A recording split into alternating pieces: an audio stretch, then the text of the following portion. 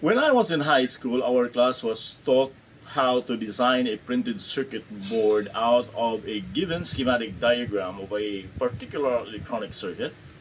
Then eventually, we etched the copper circuit board, drilled holes on it, and soldered the components. At the time, we used two practical technologies in making a working printed circuit board. It was either we use a permanent marker or a masking tape. Today I'm going to show you how we did it, and we'll find out if the two methods still work today. Stay tuned until the end of this video, and please don't forget to subscribe. For this tutorial, I chose a simple circuit I'd found online. It is the simple water level indicator from circuitstoday.com. The circuit has only three types of components: resistor, transistor, and light emitting diode or LED. If you notice, there are 5 identical blocks on this circuit. So this makes the circuit very simple. If you notice here, the resistor is connected to a dot, which is a contact point for the probe. The probe is used to indicate the water level. And on the next circuit, the other contact is also connected to the resistor, and so on and so forth. So in every block here, there are only two resistors. One resistor is connected to the contact point of for the probe, and the other terminal of the resistor is connected to the base of the transistor. And on the other hand, the collector terminal of the transistor is connected to another resistor here, and this resistor is connected to the supply line, which is also connected to the F probe, or this is the probe that will be settled at the bottom of the water container. Then the emitter of the transistor is connected to the light emitting diode, and the other terminal, or the cathode terminal of the diode, is connected to the ground. The same situation for the next block. So this make the diagram very simple to construct. So if you have noticed, the inputs are the probe, or the contact points for the probe. These are the inputs. These are the inputs of the circuit. Then the output is the light emitting diode, which is going to glow whenever it detects the water level, or whenever the probe detects the water level. And here are the steps in designing the circuit. Step number 1, you have to consider the size and shape of the electronic components in your circuit. Resistors, for example, vary in sizes depending on the wattage. Transistors, on the other hand, have also different sizes and shapes, and most importantly, it has different terminal configuration. You will have to consider where is the base, the emitter, and the collector terminals of a transistor. To do step 1 is to do the next step. Step number 2, you should have see it yourself, the actual components, before designing the board, or buy at least all types of components in your list of components or bill of materials, so you know have an idea how big is your circuit board. Step number 3, if you look at the schematic diagram, the circuit flows from left to right, then to the bottom. The left is the input, which is the probe, and the output, the bottom, is the light emitting diode, or the LED. So that's your output. And for in this case, since the circuit has 5 blocks, so the output have 5. The circuit has 5 outputs, and there are also 5 inputs here, or 6, including the one that is going to be placed at the bottom of the container. So we're going to make a rough draft of the printed circuit board design. So for example, this is our printed circuit board, expanded one, so that I can just demonstrate or explain. We will put all the inputs at the left side. The inputs in our circuit are the probe terminals like F, A, B, C, D, and E. So we all put that here on the left side, so that once we're going to connect the wires are on the left side, or all the wires are located on the left side, the wires for the probe. So this is, for example, F, then we have A, then we have B, then we have C, then we have D, and we have E. Okay, so these are the terminals for the probe. Okay, now as you can see, F is connected directly to the power supply, 6 volts, along with the resistors here from R1 to R5. So you can just extend here. For example, this is the contact point for the terminal of the resistor 1, the other resistor. Then we put the terminals of the transistors. Let's say the transistor would. So this is the resistor R1. Then the transistors are here. This is the collector, the base, and the emitter. Emitter, the one with the arrow sign, that's emitter. So let's say, for example, this is the transistor. So the other terminal of R1 is connected directly to the collector. So this is a connection. This is a copper. Then the base of the transistor 1 is connected to resistor R6. So we have to put this, for example, here, connected terminal, and terminal for the resistor R6. So this is resistor R6.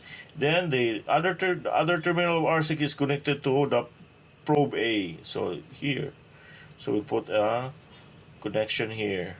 This is copper, the one that I shade.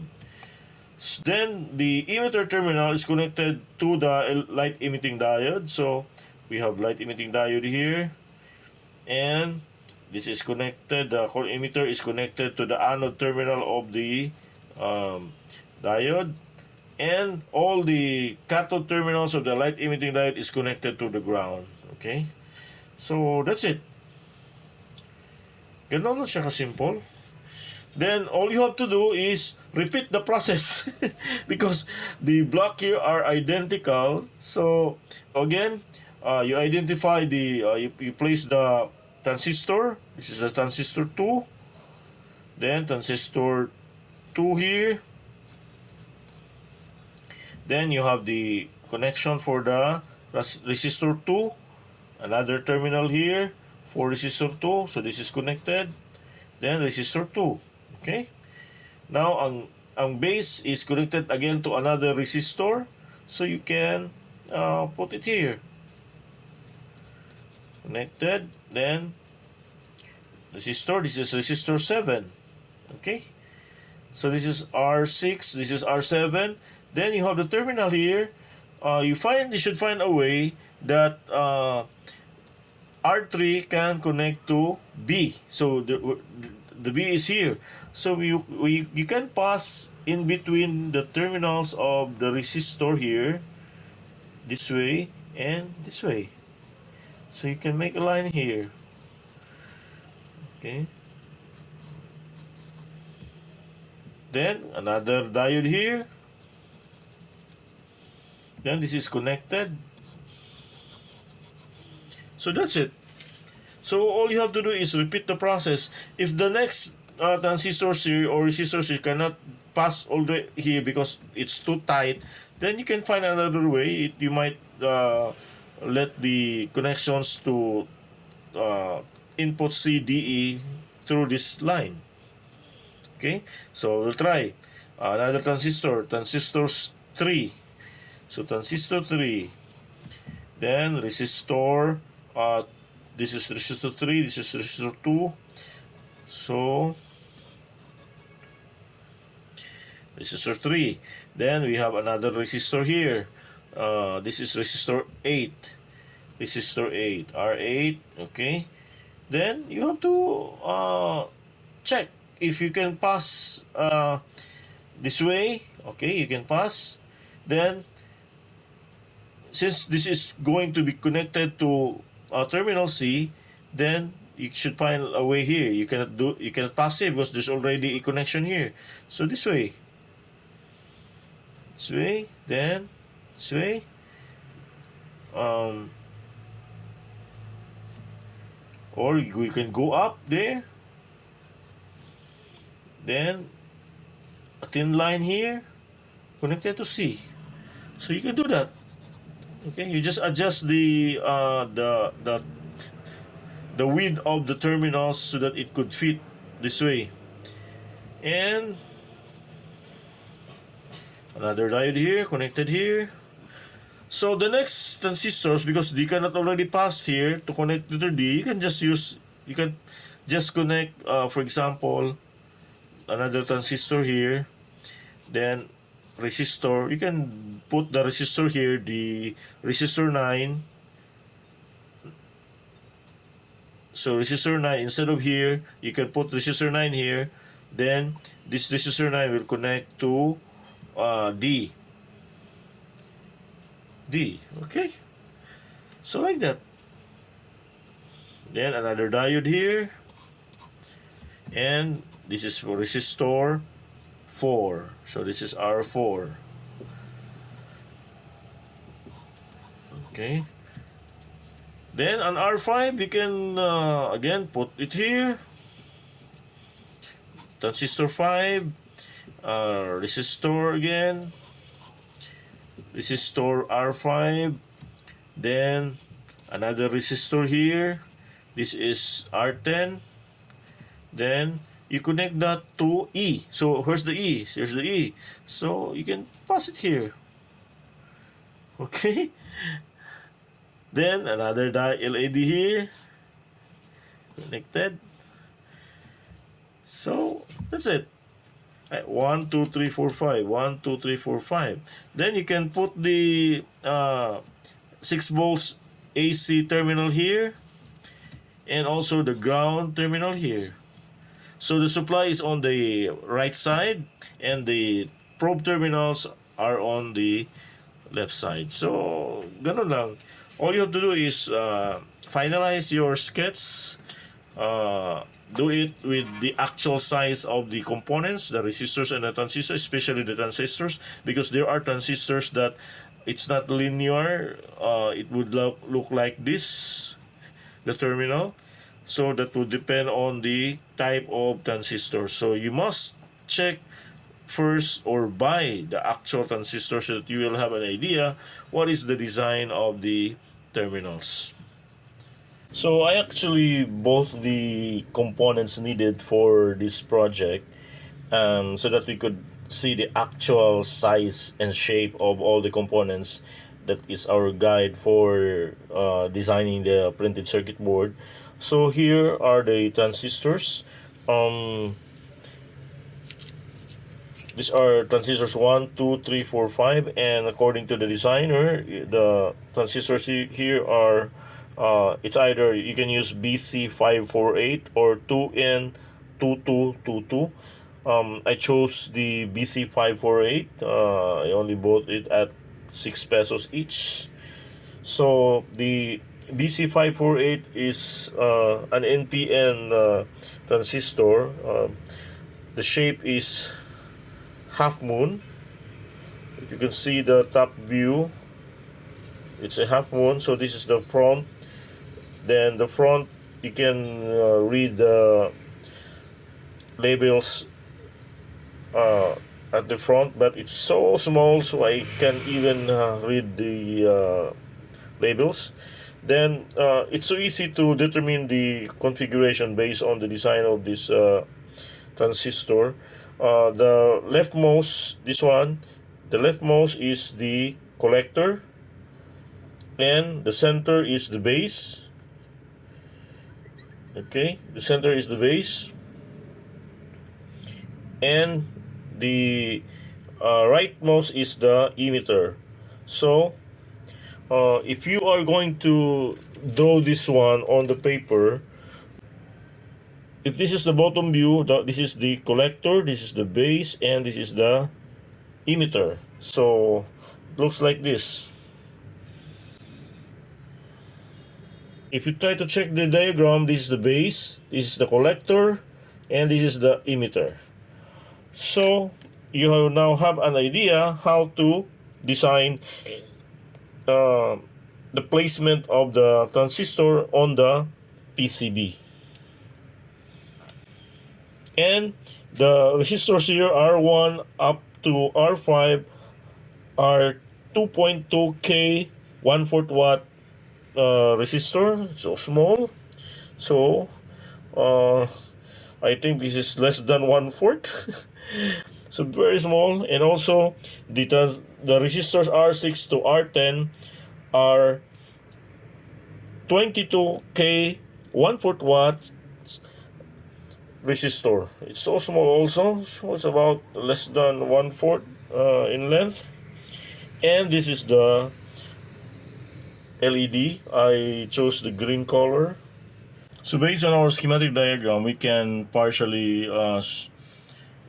lay out the PCB so that we could have an idea. It would look like this. So this is the transistor, let's say T1. Then this is the resistor R1, and this is the R6, resistor R6, and this is the LED. We'll put it here. So that is the arrangement of the components, and you have just to duplicate that arrangement because there are 5 blocks here. So just copy the arrangement. Remember, our draft is also arranged like this, and all the probes, the 8, B, C, D, E probes are all located on the side, and the supply side, the 6 volts positive is here, and the ground is here on the right side, and all the LEDs are on the bottom side of the PCB. Now that you already have the idea of the size and shape of your components, you can now decide the size and also shape of your PCB board. And one consideration in determining the size of your PCB is the case, the container of your circuit board. So where are you going to put that circuit board? So in this case, I found this battery compartment. So I can use this battery compartment to house the circuit board. And this is only about 1 inch and 1 1/4, and by 2 inches and about 2 inches and 3/4. So your PCB should fit into this case.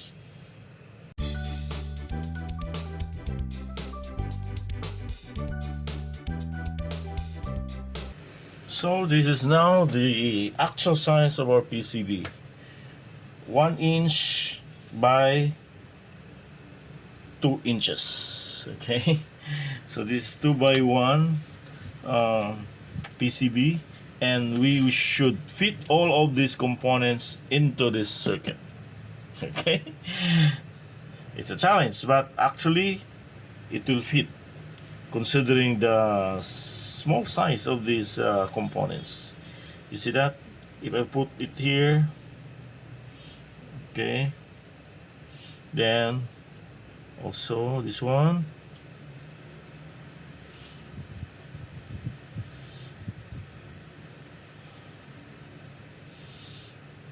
and the diode, it will fit actually. I think the best way is to divide the whole PCB into 5, because there are 5 blocks here, so that you will have a equal spacing of the components.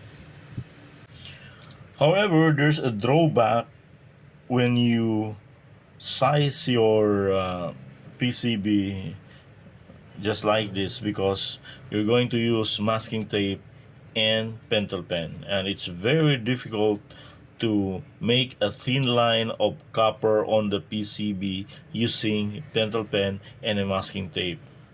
So you maybe reconsider this size and instead make your PCB larger than this.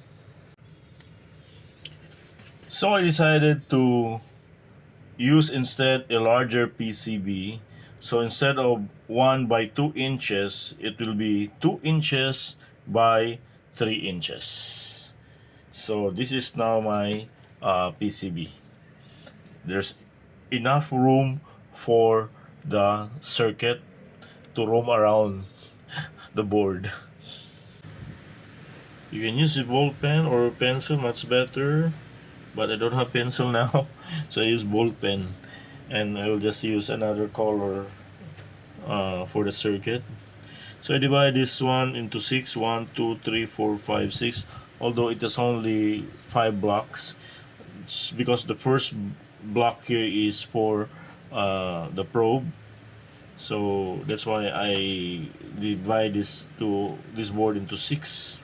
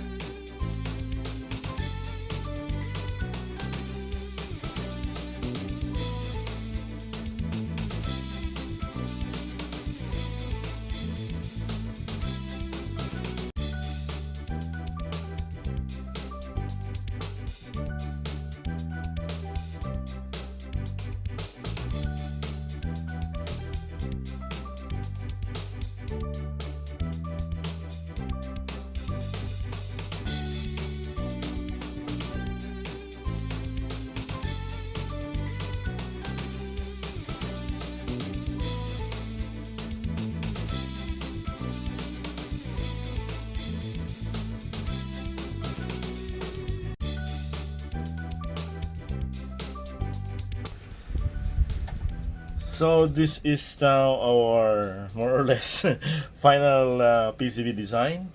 So on the left side, as we had planned earlier, are the terminal probes. These are the terminals for the probes. We have the F, the A, the B, C, D, and E. Okay, so those are the terminals for the probe, and on the right side would be the 6 volts AC here and the ground. Okay, on the opposite side. Okay, this is the ground. Now the terminals here are for the light emitting diodes. Okay, you can see that, and above also are the terminals for the other end of the resistors from R1 to R5. Now, okay, so let us check the continuity and the design if it's perfect. So these are the transistors: transistor 1, T2, T3, T4, and T5. Okay, so let's try to follow the circuit. T1, this is the collector, this is the base, this is the emitter. Okay, so collector here for T1 is connected to R1. Okay, this is R1. So here R1. Then R2 here is connected to the collector of T2. Okay, then R3 is connected to the collector of T3. Okay, this one. Then R4 is connected to the collector of T4, and R5 here is connected to the collector of T5. Okay. On the other side, the diode 1 here is connected to the emitter of transistor 1. Then diode 2 is connected to the emitter of T2. And diode 3 here is connected to the emitter of T terminal or transistor 3.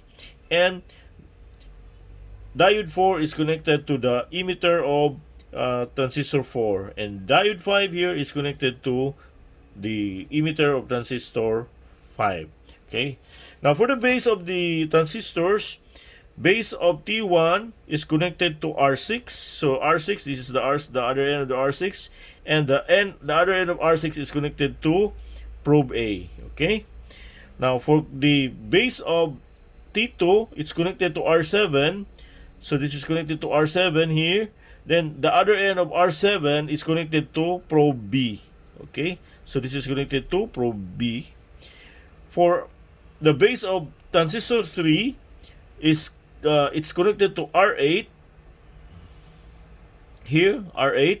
I changed in the middle of the design. I changed the design. Instead of the other end is here, I transferred it here because I could not already pass the connection here.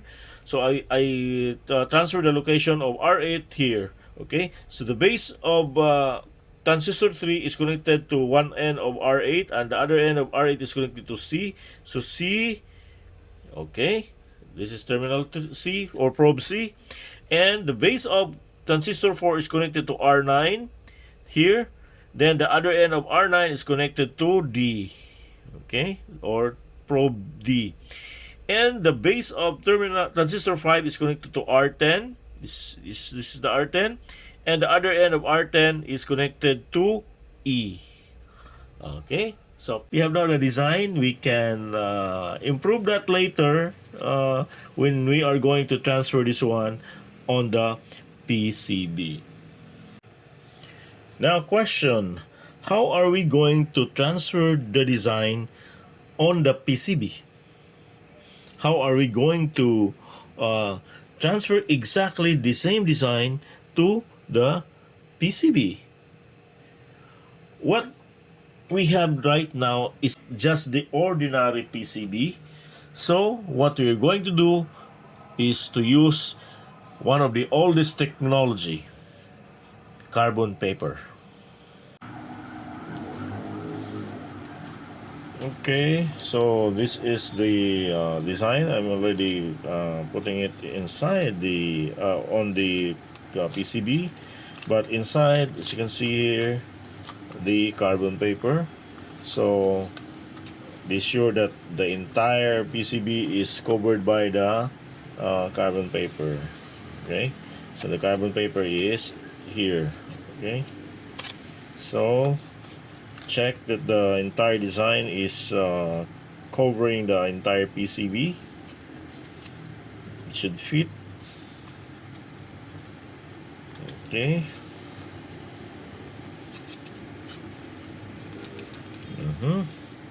Now we'll just plot the contact points and adjust later the thickness of the lines.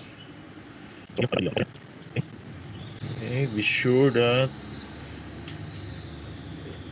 you have plotted everything.